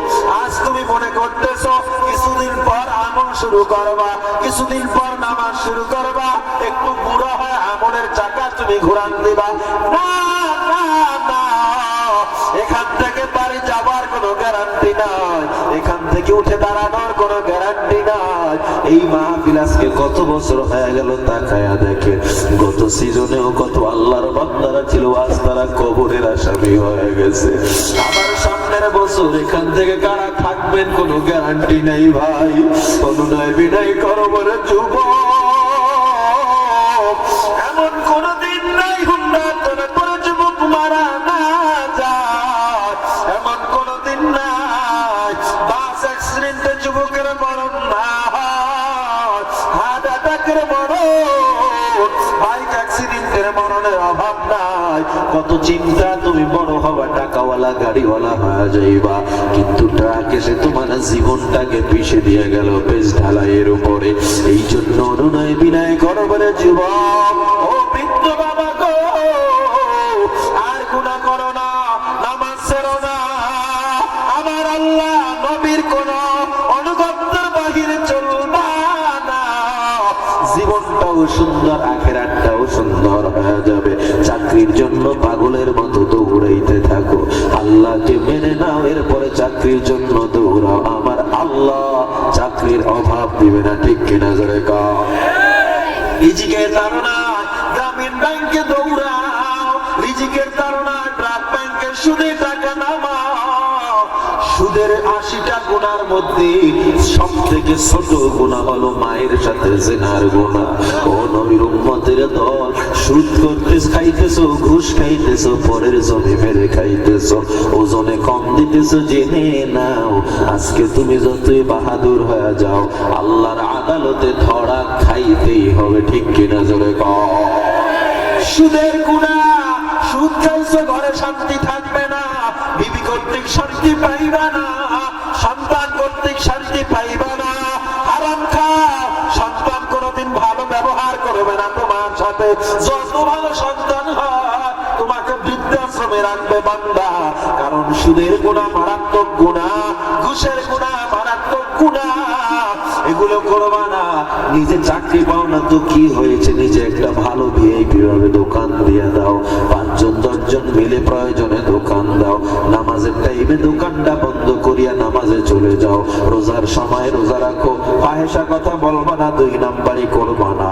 আল্লাহ ছোট দোকান দিয়াও তোমাকে কোটিপতির চেয়েও ভালো রাখবে, ঠিক কিনা করে বলো। কোটি টাকার মালিককে দেখো, অভাব হয় না দূর, গরিব ঘুমায় গাছতলাতে মনটা বাহাদুর। ফেরাউনের লাশটা দেখো মিশর জাদু ঘরে, খাই না মাছি পোকা মাকড় সবাই ঘৃণা করে। জ্ঞানী যারা বুঝে তারা শুধুই ইশারা, নির্বোধকে বুঝাইতে কে পারে কোথায়। তরকারির মতো তরকারি হলে অল্প জালে এসেছে, বুদ্ধিমান মানুষ হলে ইশারাতে বুঝে। উঁচু জমিন থেকে পানি নিচু জমিনে যায়, তেমনি আল্লাহর রহমত আসে নম্রতার হৃদয়। ভোগ বিলাসের বাড়ি গাড়ি পড়ে রবে সব, থাকতে সময় স্মরণ করো আল্লাহ আমার রব, থাকতে সময় স্মরণ করো আল্লাহ আমার রব। কে আমাদের রব? আরো ছেড়ে বলেন কে আমাদের রব? তোমাদেরকে গরিব রাখে কে? ধনী বানায় কে? সর্ব অবস্থায় কার উপরে ভরসা করব? না নাকি রিজিকের জন্য পীর বাবার কাছে দৌড়াইবে, নাকি সন্তানের জন্য পীর বাবার কাছে দৌড়াইবে? রিজিক দেওয়ার মালিককে, সন্তান দেওয়ার মালিককে। এটা মানেন আপনারা? তাহলে ভরসা কার উপরে? কেমন পীরের দিকে দৌড়ায়? আমি আমার পীরকে মানবো ততক্ষণ, আমার পীর নবীর সুন্নাত মানবে যতক্ষণ। আমি এমন পীরকে চিনিও না, মানিও না, যেই পীর নবীর সুন্নাত মানবে না, যেই পীরের গালে দাড়ি নাই, যেই পীরের দরবারে ছেলে মেয়ে একসাথে বসে নাচ গান করে, বাধ্য হয় এরা পীর না, পীর না, ভণ্ড, কোনো সন্দেহ না। দুর্নীতিবাজ আর পীর, দুর্নীতিবাজ আর ভণ্ড, এই দুইটা মিললে নেশারে খাইছে। ঠিক কিনা বলে?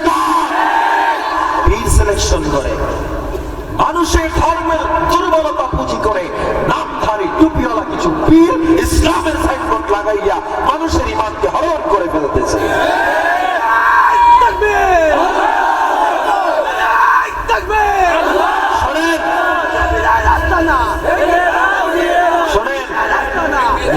নিজেরা মারামারি ঠেলাঠেলি জীবনে কম করেন নাই। আজকে যদি সমাজকে কলুষিত মুক্ত করতে চাও, ধর্ষণ কমাতে চাও, দুর্নীতিবাজদের পদদলিত করো, তৃতীয় নম্বরে নাকি পীর। ল্যাংটা এও নাকি ল্যাংটা তারা কেন গেছে? মাল আছে, তুমি বুঝবা। ল্যাংটা তো মাল দেখে দিল, কি আছে? ল্যাংটার কাছে আফসোস মুসলমানের জন্য। আল্লাহ আমাদের হেদায়েত দান করেন। আল্লাহ নবী দিয়া, আল্লাহ গেছে গায়েব হইয়া, নবীর ধন খাজারে দিয়া, নবী গেছে খালি হইয়া, খাজায় নবীর ধন লইয়া বৈশা আসে আজমিরে, কেউ ফেরে না খালি হাতে বাবার তোর দরবারে। আমি কথাটা কেন বললাম? আল্লাহর কাছে ধন নাই, নবীর কাছে নাই, সব নাকি আজমিরির কাছে গেছে। আর একটাও আছে না, সব ছিড়ছে। এক দরবার থেকে কেউ খালি ফিরে না। সত্য না মিথ্যা? সত্য। কারো মাথায় চুলের জট, কারো হাতে গাঞ্জার পট, কারো গায়ে সালার চট, এডি লইয়া ফিরে, এডি লইয়া ফিরে। ঠিক কিনা ধরে কর? ওই সিগারেট সিটাং মা ফিরে গেলে মাঝে মধ্যে রুমাল দিয়ে পিছিয়ে রাখে, রুকি অবস্থাটা দেখা গেলে কমিটি লগে থাকবে, দুড়া বই আর ওই সেন্ট রেখে যাইতে পারি না, মানে পাটা ছাগলের গন্ধ হইতেছে। আমি বললাম, ভাই এত গন্ধ কয়? হুজুর 5 বছর গোসল দেয় না। 5 বছর পর একদিন গোসল দেয়, ওই পানিগুলো আবার নিয়ে মুরিদরা নিয়ত করে করে খায়। মায় পোলারে নিয়ে খাওয়ায় দেয় যে পরীক্ষায় পাস করবে, স্বামী বউরে খাওয়ায় যে সন্তান হইব। আচ্ছা, আপনাদের এলাকায় পাগল আছে? আসেনি? একটা আছে, খোঁজ দিয়ে দেয় 20 বছর গোসল দেয় না, তাইলে ও তো ওইটার চেয়ে বড় পীর। কথা কয় না? যারা ওই পাও দেওয়া পানি খায়, ওই পীরের গা দেওয়া পানি খায়, এর আইনে পাগলের পানি খাওয়াইবেন, পীর হইয়া বই। আফসোস, আফসোস।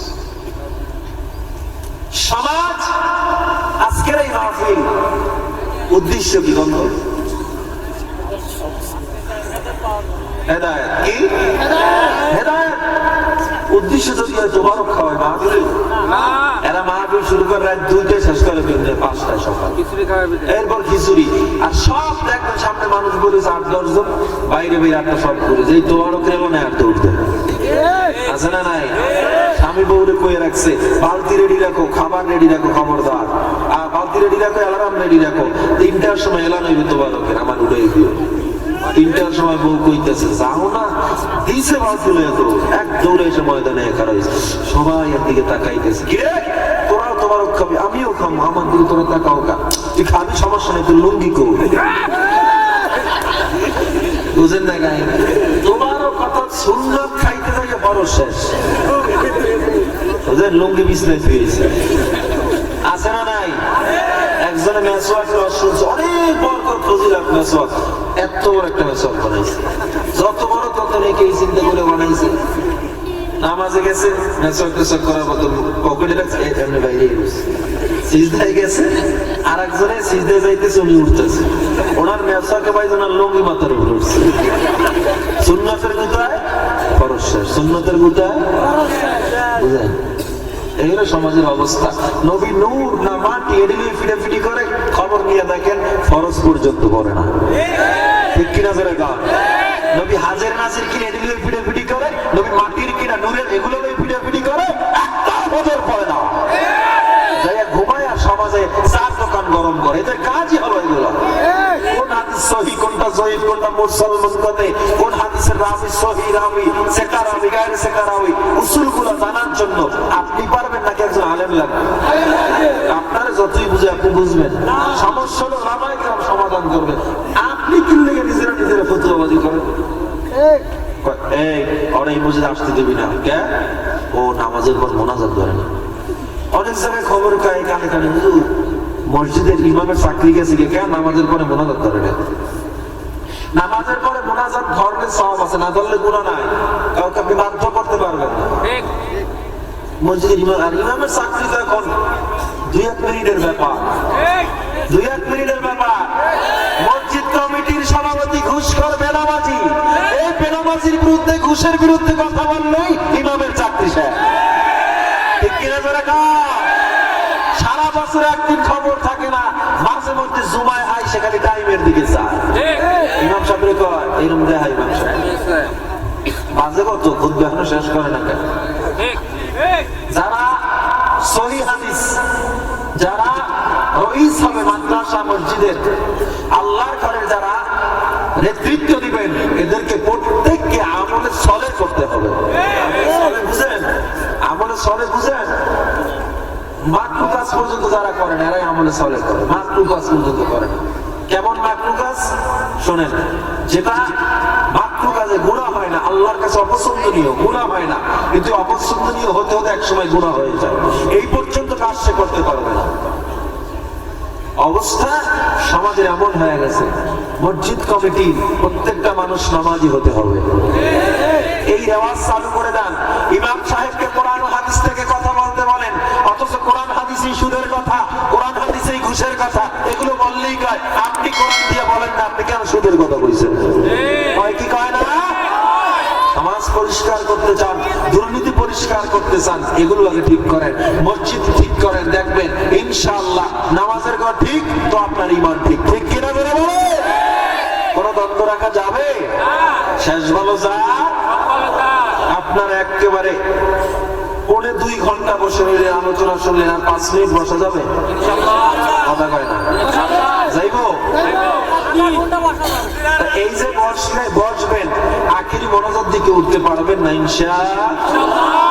আমি জানি আপনারা থাকবেন, কিন্তু মাঝখানে 1 মিনিট একটু রুমাল পাঠাতে হবে, আপনারা একটু দান করবেন। আজকের এই মাহফিল অনেক খরচ, মাদ্রাসার মাহফিল, আপনারা একটু মন থেকে দান করে দেন ইনশাআল্লাহ।